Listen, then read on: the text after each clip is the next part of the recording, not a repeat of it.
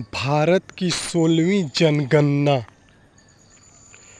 2 phase में जनगणना। पहला फेज 1 अक्टूबर 2026 लद्दाख, जम्मू कश्मीर, हिमाचल प्रदेश, उत्तराखंड। दूसरा फेज 1 मार्च 2027 देश के बाकी राज्यों में। जनगणना के पहले फेज में 4 पहाड़ी राज्य हिमाचल प्रदेश, उत्तराखंड, जम्मू कश्मीर और लद्दाख शामिल हैं। जनगणना 2027।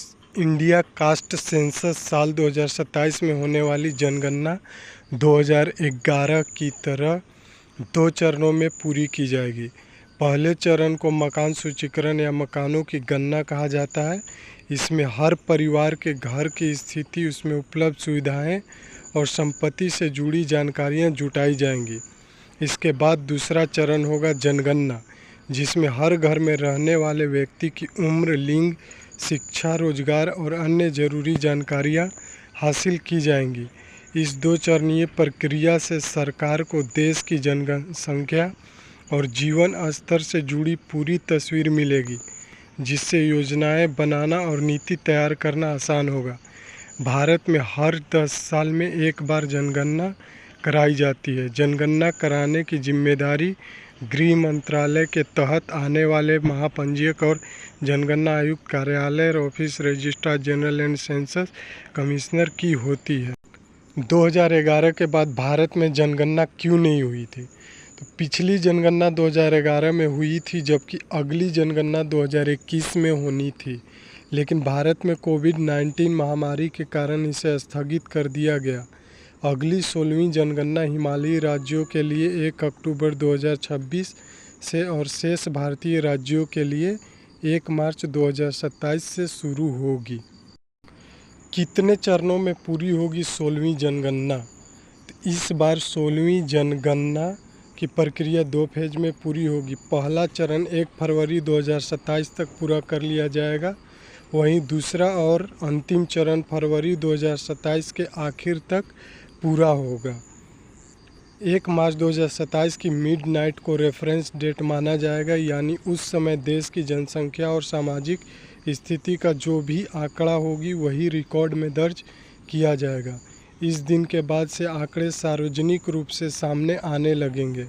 हिमालयी और विशेष भौगोलिक हालात वाले राज्यों जैसे जम्मू कश्मीर, लद्दाख और उत्तराखंड में यह प्रक्रिया अन्य राज्यों से पहले अक्टूबर 2026 तक पूरी कर ली जाएगी। इन इलाकों में मौसम की कठिनाइयों और दुर्गम क्षेत्रों को देखते हुए यह फैसला लिया गया है। इन राज्यों के लिए 1 अक्टूबर 2026 को रेफरेंस डेट माना जाएगा। इस बार 2011 की जनगणना से कितनी अलग है?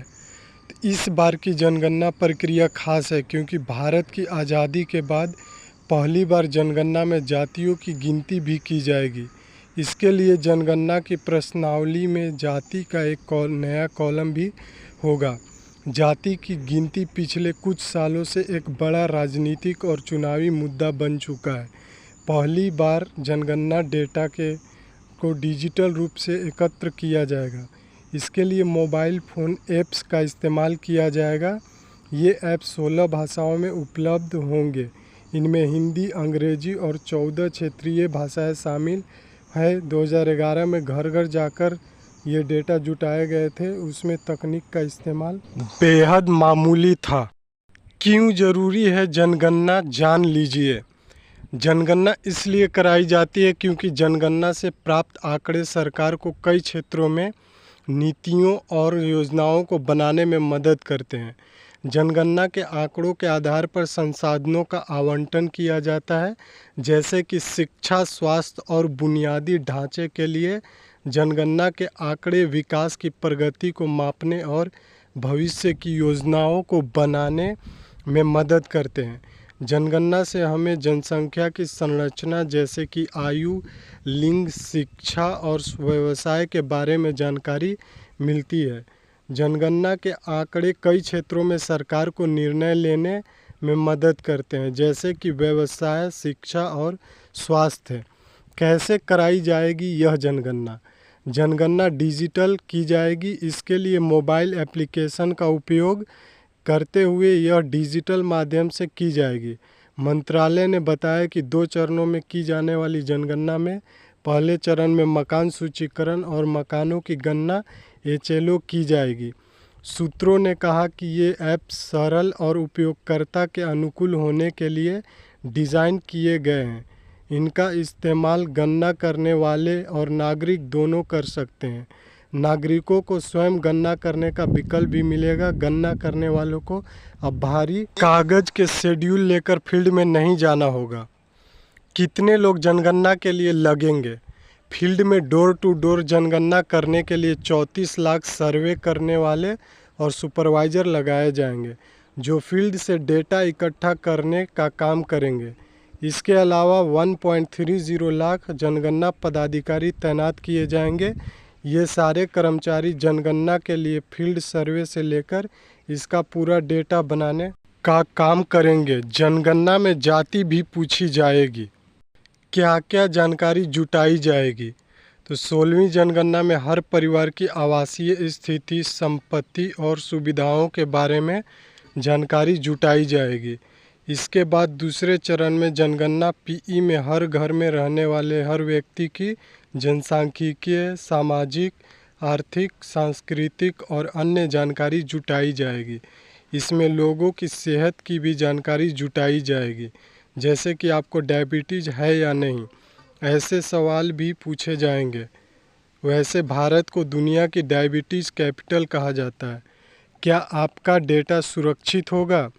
यह जनगणना प्रक्रिया शुरू होने के बाद से 16वीं जनगणना है और देश की आज़ादी के बाद 8वीं जनगणना है। लोगों को स्वगणना का प्रावधान भी उपलब्ध कराया जाएगा।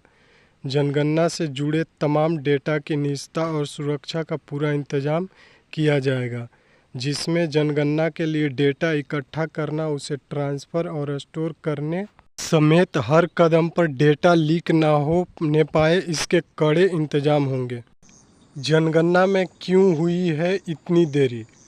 आमतौर पर भारत में जनगणना 10 साल बाद होती है, जिसके जरिए देश की आबादी, सामाजिक आर्थिक स्थिति और अन्य महत्वपूर्ण आंकड़ों को जुटाया जाता है।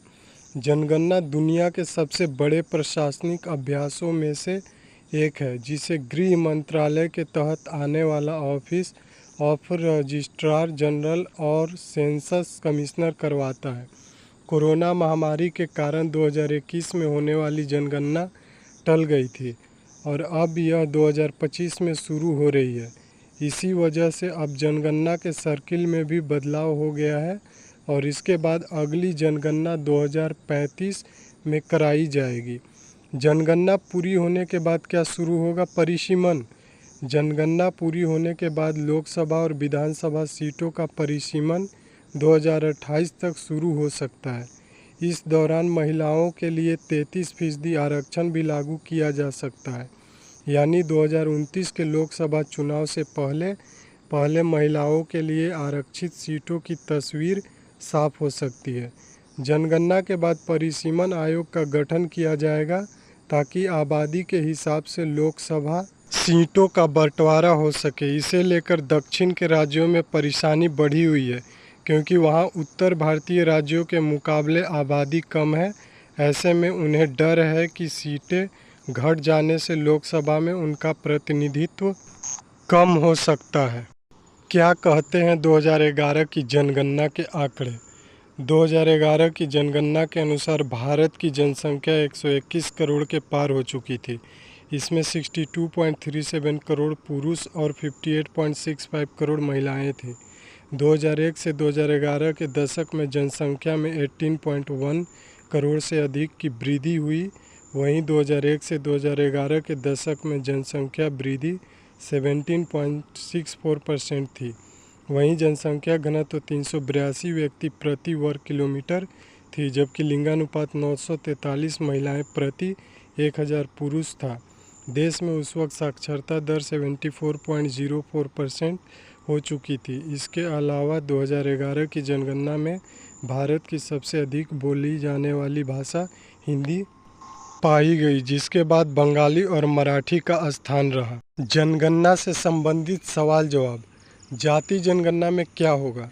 तो 16वीं जनगणना में जाति जनगणना भी की जाएगी। राष्ट्रीय जनगणना के दौरान लोगों की जातीय पहचान के आधार पर व्यवस्थित तरीके से आंकड़े जुटाए जाते हैं, यही जातीय जनगणना है। ऐसे में जातियों के आंकड़ों से पता चल सकता है कि कोई खास जाति किन क्षेत्रों में है, उनकी सामाजिक आर्थिक स्थिति क्या है और विभिन्न जातियों का प्रतिनिधित्व कितना है। इस जानकारी का इस्तेमाल सामाजिक न्याय और उनके कल्याण के लिए नीतियां बनाने में किया जा सकता है। क्या पहले भी हो चुकी है जाति जनगणना? नहीं, केंद्र स्तर पर यह पहली बार होगा जब पूरे देश में जाति जनगणना होगी। बिहार, तेलंगाना और कर्नाटक अपने स्तर पर जातीय जनगणना सर्वेक्षण करा चुके हैं। इनका मकसद राज्य की आरक्षण नीतियों और कल्याणकारी योजनाओं को प्रभावी तरीके से लागू करने के लिए आंकड़े जुटाना था। बिहार के जातीय सर्वेक्षण 2023 से सामने आया कि राज्य की कुल आबादी में ओबीसी और अत्यंत पिछड़े वर्गों ईबीसी की हिस्सेदारी 63% से अधिक है। अंग्रेज करवाते थे जातिगत जनगणना। आज़ाद भारत में बंद हुई। 1881 में देश में पहली बार अंग्रेज़ों ने जनगणना करवाई। इसमें जातियों की भी गिनती होती थी। 1931 तक ऐसा ही चलता रहा। 1941 में जातिगत जनगणना तो हुई, लेकिन इसके आंकड़े सार्वजनिक नहीं किए गए। देश में कब हुई थी पहली जनगणना? भारत में पहली बार 1881 में जनगणना हुई थी। उस समय भारत की आबादी 25.38 करोड़ थी। तब से ही हर 10 साल पर जनगणना हो रही है। 1881 से 1931 तक जातीय जनगणना हुई। 1941 में जातीय आंकड़े जुटाए गए, लेकिन इनको सार्वजनिक नहीं किए गए। Thanks for watching.